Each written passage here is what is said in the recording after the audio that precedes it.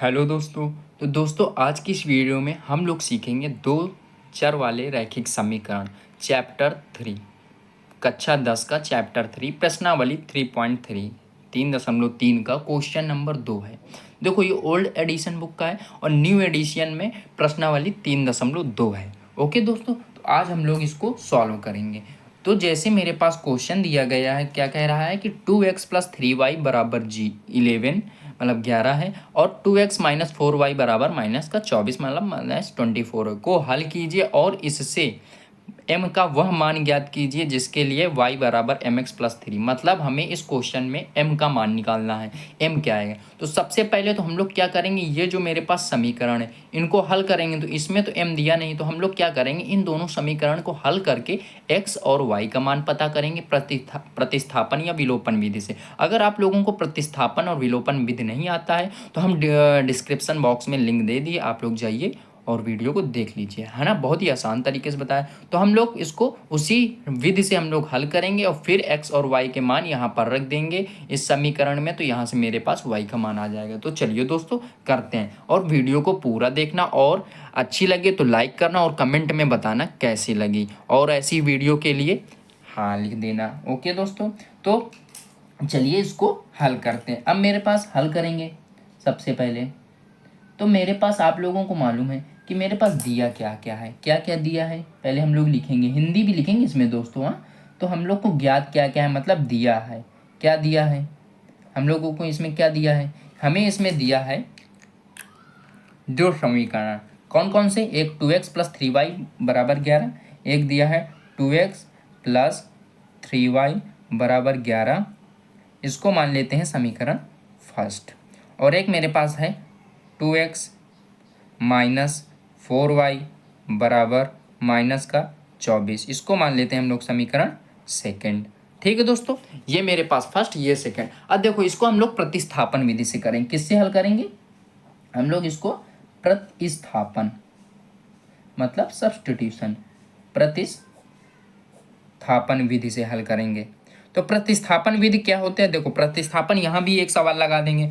तो देखो हम लोग क्या करेंगे, इन दोनों समीकरण से पहले x और वैल्यू की मान निकालेंगे। मतलब x का निकालना है तो y को उधर बेच के पुट करके और 2 हटा देना, मतलब x। तो हम लोग क्या करते हैं, पहले x का इधर फर्स्ट वाले समीकरण से x की वैल्यू निकालते हैं। तो हम लोग क्या, जैसे मेरे पास दिया 2x + 3y बराबर 11, तो हम 3y को उधर बेचते हैं। तो मेरे पास यहाँ से क्या हो जाएगा, 2x बराबर 11। अब 3y इधर आएगा तो ये माइनस में आ जाएगा, इक्वल की इधर मतलब माइनस। अब यहाँ से हम लोग ने x की वैल्यू क्या निकाल ली, सॉरी नहीं दिख रहा अभी, देखो।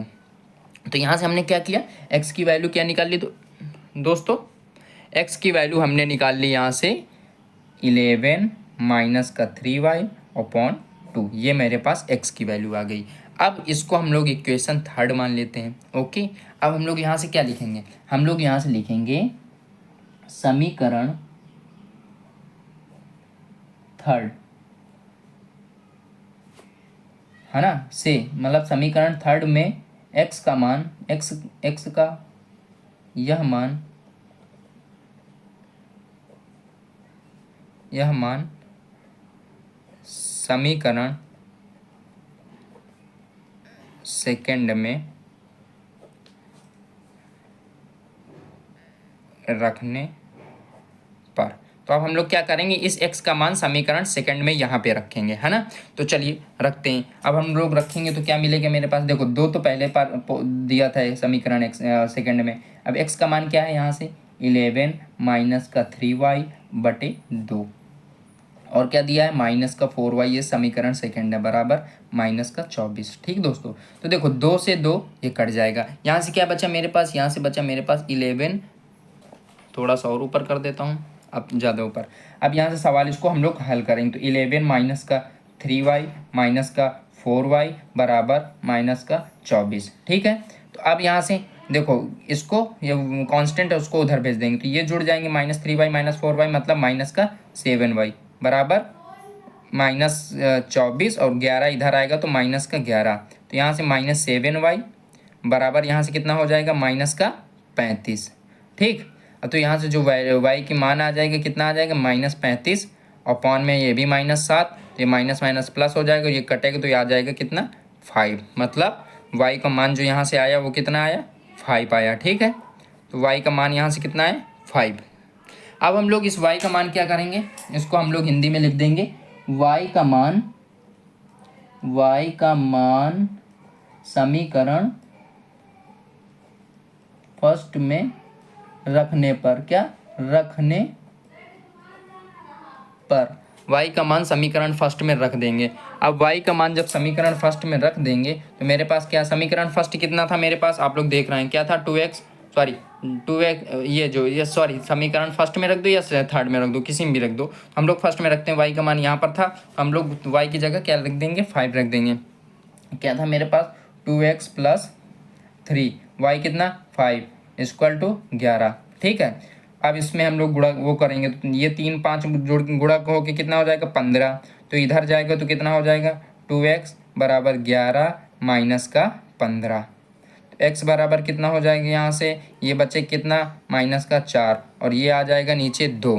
ठीक है, ये नीचे किस में आ जाएगा 2, इसको भाग कर देंगे तो यहाँ से आ जाएगा मेरे पास 2, तो यहाँ से x का मान कितना आ गया मेरे पास दोस्तों, x का मान आया -2। ठीक है, यहाँ से मेरे पास x का मान आया -2, y का मान आया 5। ठीक, अब हम लोग इसको क्या करेंगे, ये जो मेरे पास क्वेश्चन में ही समीकरण दिया है y = mx + 3 ना, y = mx + 3, इसमें हम लोग y और x के मान रख देंगे। अब हम लोग इधर ही बता दे रहे हैं, थोड़ा सा इधर हम कर दे रहे हैं, तो हम लोग को जो दिया था y बराबर क्या दिया था mx + 3 दिया था, इसमें हम लोग y और x के मान रख देते हैं। y कितना है 5 है, m कितना है, m का कुछ नहीं, तो x कितना -2 + 3। अब देखो तो यहाँ से कितना हो जाएगा, ये 5 3 को इधर लाओ 5 - 3, और यहाँ से क्या हो जाएगा, मतलब इसका गुणा होगा तो 2m होगा माइनस का, यहाँ से ये 2 आ जाएगा और यहाँ से ये -2m।